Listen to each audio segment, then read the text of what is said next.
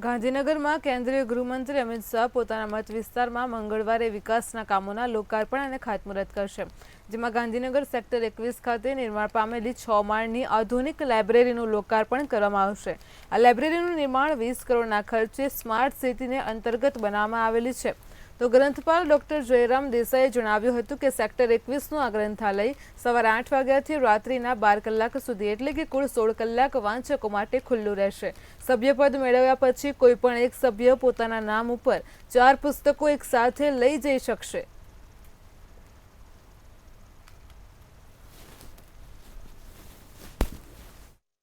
આ ગ્રંથાલયમાં જુદા જુદા વિભાગો આવેલા છે।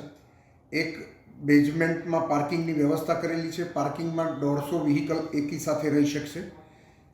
તદુપરાંત પ્રથમ બોયતળિયામાં રિસેપ્શન છે।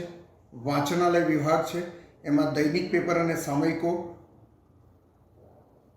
વિભાગ આપવામાં આવેલો છે। દૈનિકો 20 દૈનિકો હશે અને 162 સામયિકો હશે।